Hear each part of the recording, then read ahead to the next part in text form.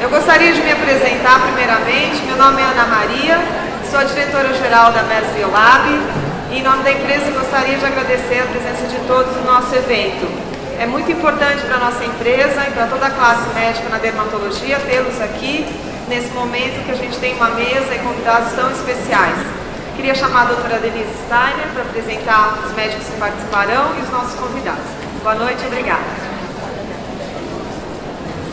Bom, boa tarde. Eu acho que nós vamos encerrar esse dia com chave de ouro.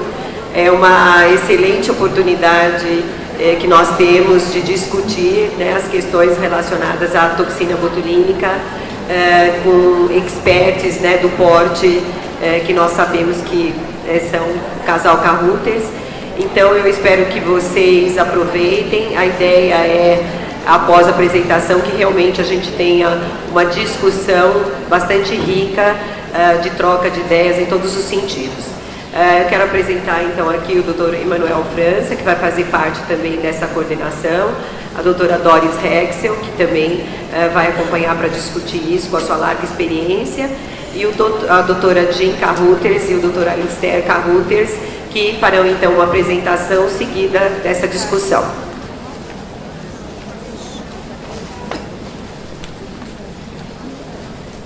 Good evening.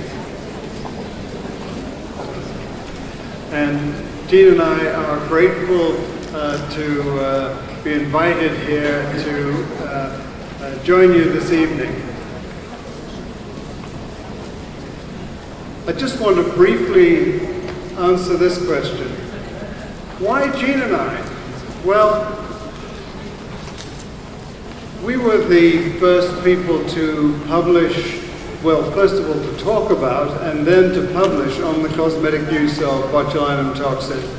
We did the first dose-ranging study in the female glabella, the first and only dose-ranging study in males, the first dose-ranging study on the female forehead, first study on different dilutions, and so it goes on. And more recently, we've been involved in all of the registration studies of botulinum toxins approved in North America. Firstly, Jean is going to talk about the early history of the cosmetic use of botulinum toxin A. And this is a very special presentation because she was right there at the beginning. As you probably know, approximately 50% of botulinum toxin is used for cosmetic purposes and 50% for therapeutic. And Jean's name is on the first paper in both those study areas. With that brief introduction, I'm going to hand over to Jean now. Now, there may be people out there in the world who don't care about the cosmetic, and in fact, it's worse than that. They really think it's terribly trivial. They think it's useless, and people are vain, and they shouldn't do it. But if it hadn't been for the cosmetic use being so safe and so effective, why, so many other specialties would not have looked into the miracle of botulinum toxin and used it on their patients. For example, headaches, for example, overactive bladder, for example, spasticity. I'm just starting the list. There are 35 different indications, but a lot of them are spin-offs from the success of the commercial, of the cosmetic use. And so you should all feel very proud because you've led the way. We have our usual disclosures of companies that we're currently working with in research and consulting. Now, we have to go to Europe. It's 1822. It's in the aftermath of the Napoleonic Wars. People are starving, people are dirty. And they're dirty when they're making their food. And so there are all these poor people who are going out and trying to have a normal life. And what they have is these sausages. These are really bad sausages, because after they eat these sausages, they get paralyzed and they die. Well, this is a bad way to spend your life, dying of sausage poisoning. But Justinus Kerner was the physician who figured it out, that there's something in those sausages, and if we could just find what it is, why, maybe we could use it therapeutically. So then we have to scroll forward a few years to Alan Scott and Ed Normany, who had a casual conversation at a meeting, and they said, you know, maybe we could use a drug, maybe we could find a drug rather than surgery to treat miscellaneous. It's abysmal. And so Alan went ahead and persevered with cobra venom, absolute alcohol, botulinum toxin, and also nerve gas, DHP. And those monkeys, all the monkeys except the ones treated with botulinum, either got terrible orbital cellulitis or they died. So it looked like botulinum was the winner. The monkeys were happy and safe. And this was the one that Alan then got approval to pursue in terms of the National Institutes of Health. And here's Alan. He's actually a Renaissance man, real genius. So he put the ideas all together, and I was fortunate enough to be able to work with him in 1982 in a fellowship in San Francisco. Now here's Alan in 1982 while I was doing my fellowship. And you can tell the clue in the picture that tells you it's 1982 is no gloves. In those days, people didn't use gloves so much, and that was, you can see he's using a really geriatric amplifier. But that is really what we had to do for the eye muscles, because unlike the muscles of the face, where motor end plates are plentiful, motor end plates, it's a feast, they're everywhere. With eye muscles, the motor end plate is actually way back here, about an inch back from where the muscle inserts onto the wall of the eye. So you injected the botulinum toxin using this amplifier with a hollow needle, and you can hear the motor end plate, hear the roar as the muscle recruits. Well, we don't have to do that in the face, but here we are doing it for a lady with a left lateral rectus palsy, and the needle goes right alongside her eye. We also used it for nystagmus, which is shaking eyes, and in many cases of nystagmus, you can actually improve their vision so much by treating all the horizontal rectus muscles that you can get them a driving license. But here's where the real start is, the cervical dystonia. I had been treating a number of patients with benign essential blepharospasm, and if you haven't seen it, these eyes are shut, they're spasmed shut, they can't cross the street, they can't earn a living. It's like they're visually blind, but they're not. It's just their lids won't open. And so this is one of my blepharospasm patients that also had cervical dystonia. It's a painful condition, and the necks and bodies are contorted, and it can affect many other muscle groups in their bodies. And so I took him along to the neurologists in Vancouver, and they hooked him up to this giant EMG machine that looked like an Assyrian door god. It was so big. And you can see, you can tell me the year. What year is it? 1982. You got it. Well done. No gloves. So it was in Vancouver as well. So here's one of the blepharospasm patients. And you can see how ingrained the spasm is because of all the density and etched nature of all the periocular wrinkling. And here she is after she's had some botulinum toxin injected. She's a new woman. And so this is one of these patients who actually got really angry at me. And she said, "You didn't inject me here." And I apologized to her and said, "I'm very sorry, I didn't think you were spasming there, or I would have injected you." And she said, "Oh, I know I'm not spasming there, but every time you treat me there, I get this beautiful, untroubled expression." Now here's where that marriage picture comes in, because I knew from Alastair that he had been having some trouble with his cosmetic dermatology approaches with the older fillers that were then available, trying to treat these lines. The surgical options hadn't yet been developed.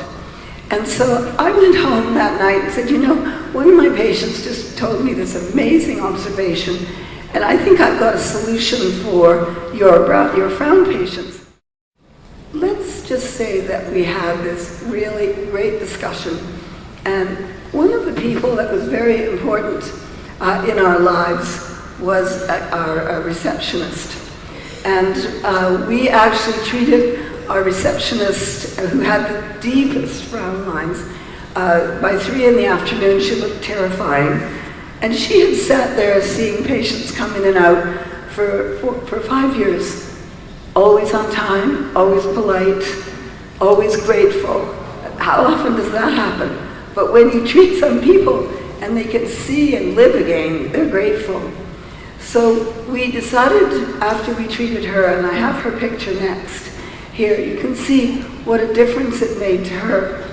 You can see, so we put together our first series of 30 patients. Now, 30 patients I can see in a day now. It's just not a problem. And the same for you. But in those days, you want to inject what? Isn't that a poison? Are you going to kill me? There's just so much fear about the safety. So I realized the only thing I could do that would actually demonstrate to these people that it was quite safe was to get Alastair to treat me. So I'd say, what do you think? And they'd say, I want that. Because that was a lovely smooth brow and totally different to what I had before. I also had my before pictures around so they could see the difference. So we presented this paper at the American Society for Dermatologic Surgery meeting in 1991. And we were met with disbelief, incredulity, and silence, except for the immortal phrase, that's a crazy idea, and it's going to go nowhere. And that crazy idea is now the commonest form cosmetic procedure in the world. So it just shows that you have to work hard to take something and change its reputation. It was the most terrible poison in the world. And we had to work like Alan Scott had to do within ophthalmology. We had to work to show that it actually was great. So we're very grateful to you Brazilians because you have open minds and you are one of the countries that we were delighted to be invited to share what we had learned. And I want to say that I'm so pleased to see so many of you here and so interested in botulinum. So we were the first of a number of publications, and then we just really got into it because injecting botulinum toxin is an addiction. I mean, there's just no way you can get around it. And so, well, let's look at this lady. She's got rather sad, flat brows, almost masculine looking.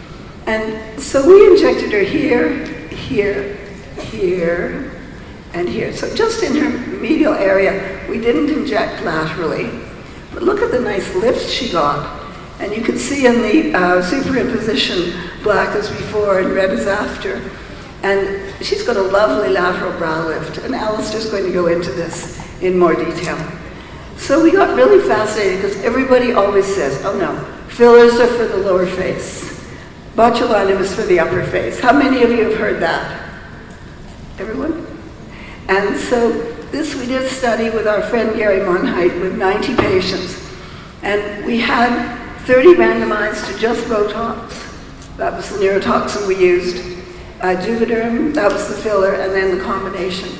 And I want to brag a little bit here about the research patients in Vancouver because we had 4 patients in our research group who said to us, can I be randomized to the both group? Because they understood. But if you look at the difference, here's before and here's at 24 weeks.